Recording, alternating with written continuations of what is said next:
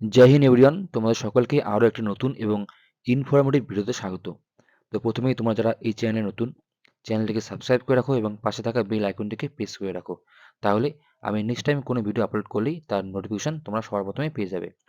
তো প্রথমেই তোমরা যারা কেপি কনস্টেবলের ইন্টারভিউ শেষ করলে তোমাদের সকলকেই বেস্ট অফ লাক। আশা করি তোমরা অনেকেই ফাইনাল মেরিট লিস্ট ক্লিয়ার করতে পারবে।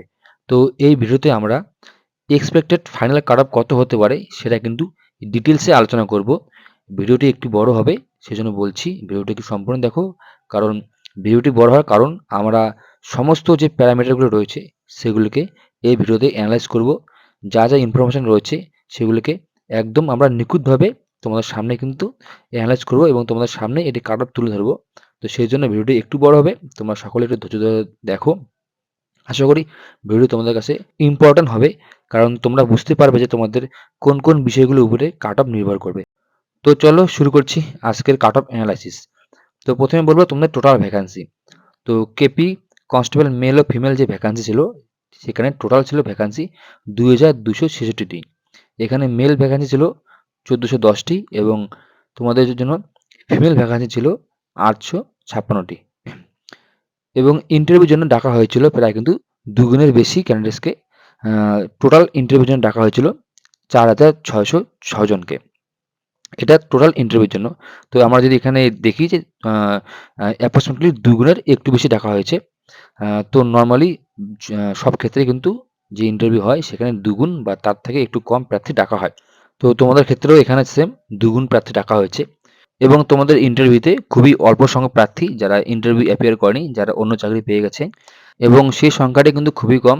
তো সেটা হয়তো তোমাদের কাট অফে ডাইরেক্ট প্রভাব ফেলবে না, কিন্তু ইনডাইরেক্টলি কিছুটা হলেও প্রভাব ফেলবে। কারণ যারা অন্য চাকরি পেয়ে গেছে তারা কিন্তু সকলেই ভালো স্টুডেন্ট ছিল এবং তারা হয়তো তুমি যে স্কোর পাও বা যারা নিচের দিকে থাকবে তাদের কিন্তু আগে থাকতো। তো তারা কিছুটা হলেও যাদের স্কোর কম রয়েছে তাদের সুযোগ করে দিয়েছে। তো সেই ভ্যাকান্সিগুলো খুবই কম রয়েছে, তবুও বলবো একটি ভ্যাকান্সি কিন্তু খুব মূল্যবান। কারণ আমরা সকলে জানি আমরা টার্গেট করি একটি ভ্যাকান্সিকে।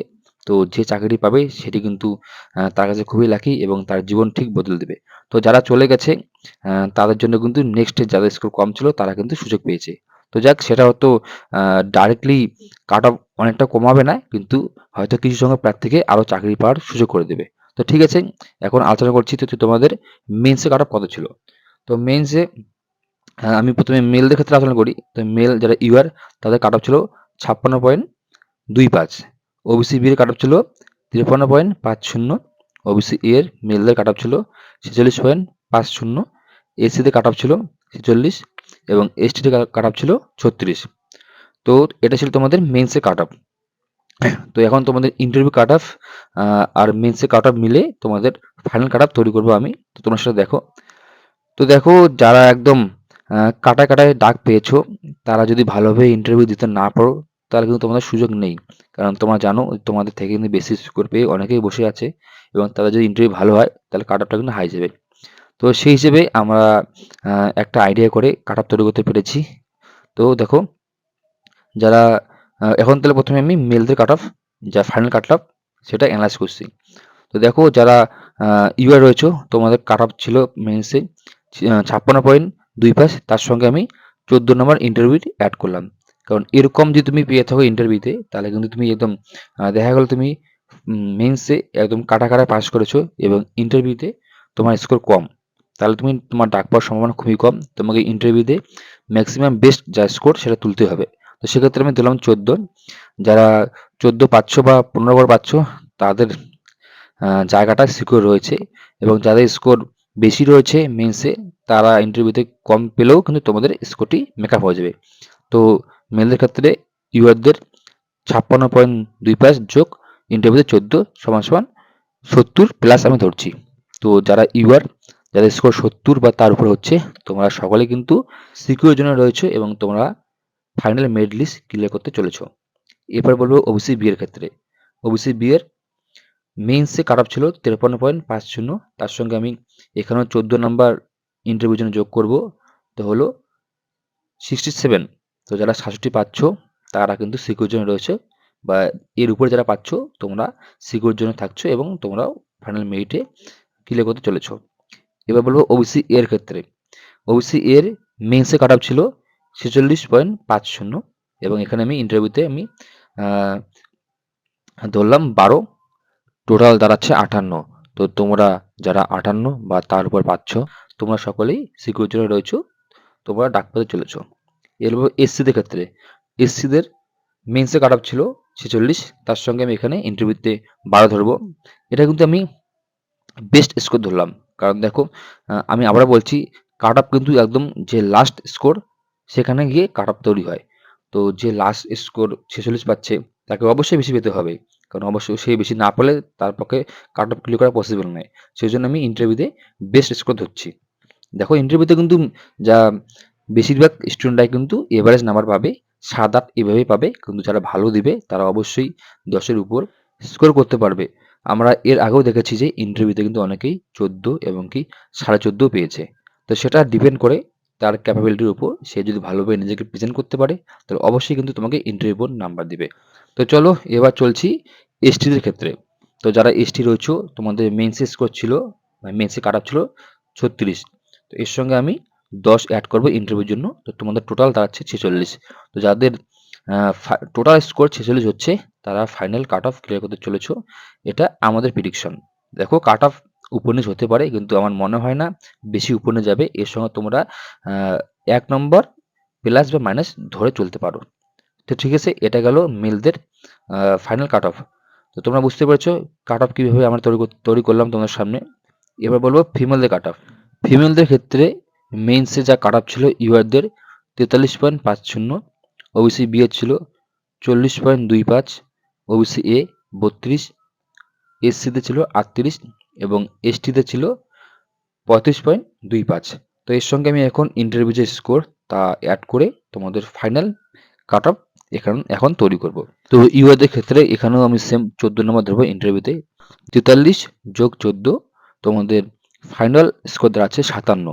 তো তোমাদের যাদের স্কোর 57 হচ্ছে বা তার আশেপাশে রয়েছে, 1 নম্বর কম বা বেশি, তোমরা সকলেই সিকিউর জন্য রয়েছো, তোমরা ফাইনাল মেরিট লিস্ট ক্লিয়ার করতে পারবে, এটা আশা করা যাচ্ছে।